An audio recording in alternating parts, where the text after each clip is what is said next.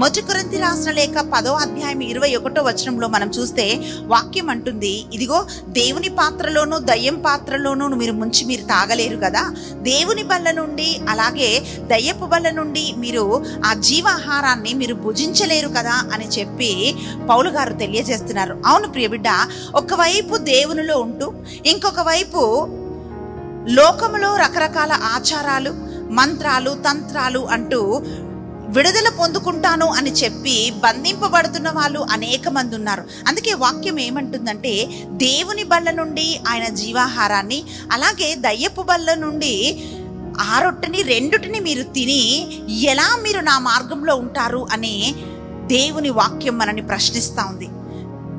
ఎప్పుడైతే ద్విమనస్కులుగా ఉంటారో, ద్వంద్వ మనస్తత్వం ఉంటుందో అలాంటి వారు ఏది పొందుకోలేరు అనే వాక్యం తెలియజేస్తోంది. ప్రియబిడ్డ, ఈరోజు నువ్వు దేవుని ఆరాధించదలిచినట్లయితే ఆయనని పూర్ణ హృదయముతో, పూర్ణ మనసుతో, పూర్ణ శక్తితో నన్ను మీరు ఆరాధించాలి అన్నదే ఆజ్ఞ.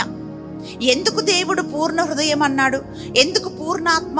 ఎందుకు పూర్ణ మనసు? ఎందుకు పూర్ణ శక్తి అంటే, ఒక మనిషి తన హృదయాన్ని విభజించినప్పుడు, లోకానికి సగం దేవుడికి సగం విభజించినప్పుడు ఆ మనిషి తన జీవితంలో ఆశీర్వాదాలు పొందుకోలేడు. కనుక పూర్ణ హృదయముతో నన్ను ఆరాధించాలి అని ప్రభు మన ఆహ్వానిస్తున్నాడు. అదే మొదటి ఆజ్ఞ. ప్రియులారా, ఎప్పుడైతే ఈ ఆజ్ఞకు విరోధంగా మన మనసు విభజింపబడుతుందో అప్పుడు ఆశీర్వాదం మనం పొందుకోలేము. ఈరోజు నీవు లోకంలో ఉన్నావా, దేవునిలో ఉన్నావా? ప్రియబిడ్డ, అటు ఇటు రెండు వైపులు ఉన్నట్లయితే ఆ మార్గము నుండి నువ్వు వైదొలగాలి.